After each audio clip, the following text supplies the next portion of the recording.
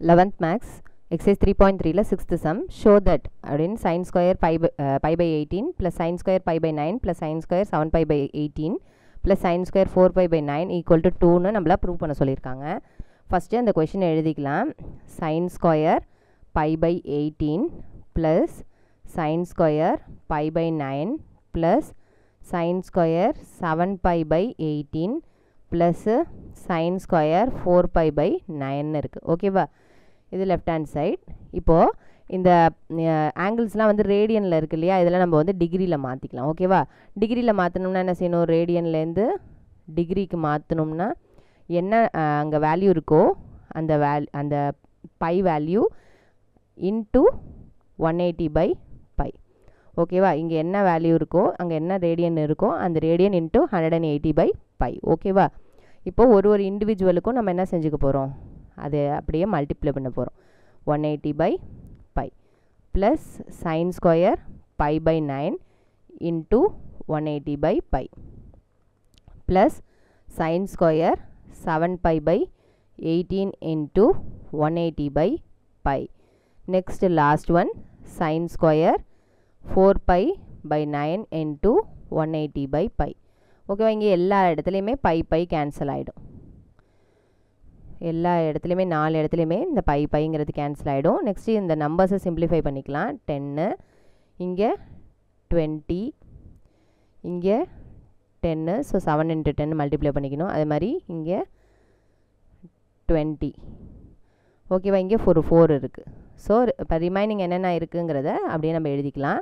So sine square 10 degree plus sine square 20 degree plus sin square 10 into 7 70 degree plus sin square 4 into 20 80 degree. ஓகேவா? இப்போ இது எல்லாத்தையும் add பண்ணும்போது நம்மளுக்கு answer என்ன வரணுமா, 2ங்கிறது வரணுமா. ஓகேவா?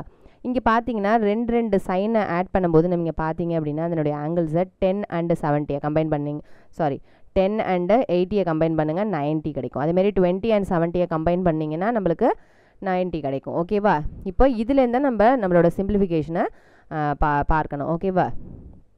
இப்போது இந்த 10ஐயும் இந்த 80யும் கம்பைன் பண்ணிக்கலாம். அப்படிங்கும்போது டேரெக்டாக சைன் ஸ்கொயர் 10 டிகிரியும் சைன் ஸ்கொயர் 80 டிகிரியும் ஆட் பண்ணால் நம்மளுக்கு 1 கிடைக்காது. ஓகேவா? அப்போ சைன் ஸ்கொயர் ஏதாவது ஒரே ஆங்கிளாக கொண்டு வரணும். சைன் ஸ்கொயர் காஸ் ஸ்கொயர் அப்படின்னு சொல்லிட்டு ஒரே ஆங்கிள் ஒரே இதாக இருக்கணும், பட் சைன் அண்ட் காஸாக இருக்கணும். அப்போ தான் நம்ம ஐடென்டிட்டி யூஸ் பண்ண முடியும் இல்லையா?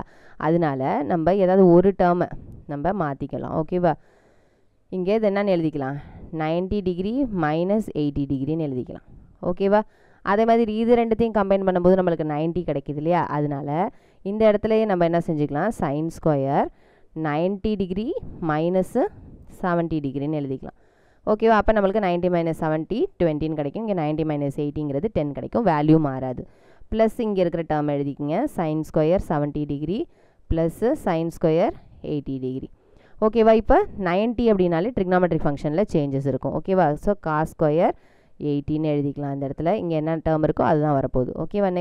நெக்ஸ்ட் இங்கே சைன்ஸ் 90ங்கிறதுனாலே change in trigonometric function. So cos square இங்கே என்ன டேர்ம் இருக்க போகுது அது வரப்போகுது 70 டிகிரி.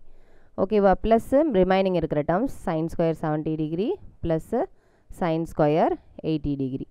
ஓகேவா? இப்போ இது ரெண்டுத்தையும் கம்பைன் பண்ணி எழுதிக்கிங்க. Sine square 80 degree plus cos square 80 degree, அதை ரெண்டுத்தையும் கம்பைன் பண்ணிக்கலாம்.